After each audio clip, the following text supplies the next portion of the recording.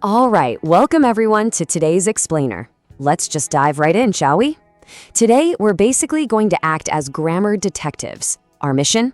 To finally crack the code on some of the most deceptively simple yet wildly confusing words in the English language. Demonstrative pronouns. I'm talking about this, that, these, and those. We literally use them every single day to point things out, but honestly, when exactly do we use which? Well, by the end of our time together today, you're gonna have the exact blueprint so you never mix them up again. So, grab your magnifying glasses and let's get started. Here is our game plan for the day. First, mastering the core rules, then visualizing near and far, followed by the broken window mystery, and finally, spotting grammar mistakes. Okay, let's kick things off with section 1, mastering the core rules. So the absolutely crucial point here is this simple but incredibly powerful matrix. Think of it as a 2x2 grid that divides everything by just two main factors, distance and quantity. For distance, we're asking, is the object here, close to us, or is it there, far away? And for quantity, is it singular, meaning just one object, or is it plural, meaning more than one? Let's break it down. If you have exactly one key and it's right here in your hand, it's this key. If that single key is way across the room, boom, it becomes that key. Now, what if you add more keys and make it plural? Well, the rules shift. Multiple keys right here next to you are these keys, but multiple keys way over there, those keys. Honestly, just memorize this little grid because it's literally the master key to everything we're going to talk about today.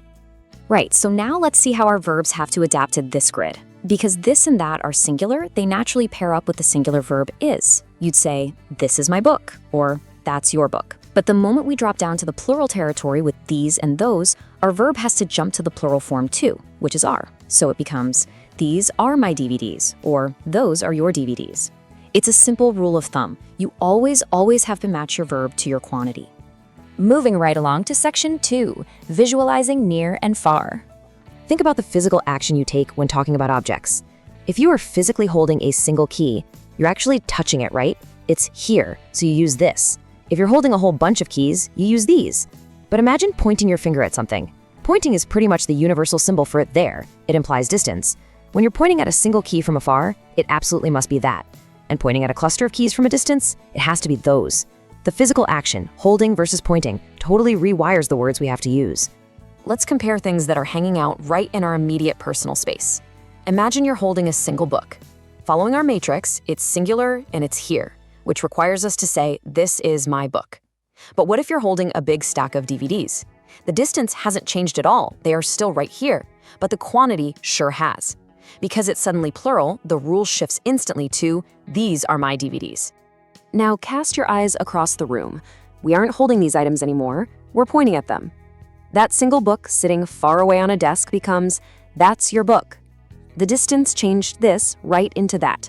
And that plural stack of DVDs sitting on a shelf all the way over there, that becomes, those are your DVDs. Plural and far equals those. Make sense? Let's put this into practice. Section 3, the broken window mystery. Okay, picture this scene. It's basically a real-world crime scene. What's fascinating here is the physical space between all the characters and the evidence. We've got an angry shopkeeper who has marched outside. There's a broken shop window right behind him. There's a football that he's actively holding in his hand. And crucially, we have two children standing way down the street in the background, plus another man standing on the sidewalk talking to the shopkeeper. Every single object's distance relative to who is speaking is going to entirely dictate their dialogue. Let's listen in. Let's break down this conversation step by step. The man on the street asks the shopkeeper, "Excuse me, is this your shop?" He uses this because, well, he is standing directly in front of it. It's right here. Then he asks, "And is that your window?" Watch the shift there. He uses that because he actually has to point to the broken window a few feet away. Finally, he asks, "Is this your football?" Why go back to this? Because the shopkeeper is physically holding the singular football right in front of them, the distance collapses, so the word shifts right back to this. It's honestly a brilliant little dance of near and far. But the confrontation isn't over. The shopkeeper points all the way down the street at those two boys and asks, "Are those your children?" He combines the plural children with the extreme distance to correctly use those. Now listen closely to how the father replies. He says, "Yes, that's Jerry and that's Ed." Did you catch that? Even though the boys are standing together as a group, he identifies them one by one. Singular boy far away, that is Jerry. Another singular boy far away, that is Ed. He perfectly breaks that plural group down into two singular distant statements. Put your detective hats back on, because it is time for Section 4, Spotting Grammar Mistakes. Let's interrogate our first suspect. They say, "This are our photos of Thailand." Okay, alarm bells should be ringing in your head right now. Photos is plural, right? And they are using the plural verb are, but they kicked off the sentence with the singular word this. Our rule matrix dictates that for a plural object right in front of you, you've got to fix that singular this and swap it for the plural these.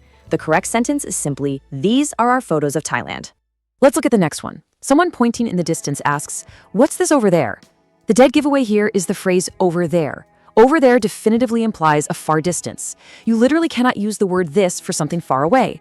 So the singular this is totally incorrect and must be changed to the distant word that.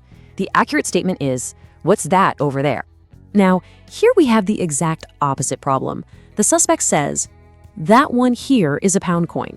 It's kind of ironic. If the speaker is saying the coin is right here, maybe sitting right in the palm of their hand, they absolutely cannot use the distant word that.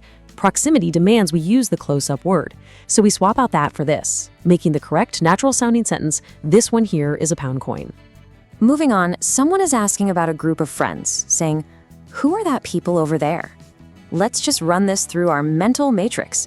People is plural. The phrase over there means it's far. What happens when we combine plural and far? We catch the mistake immediately. We have to replace the singular that with the plural those. Who are those people over there?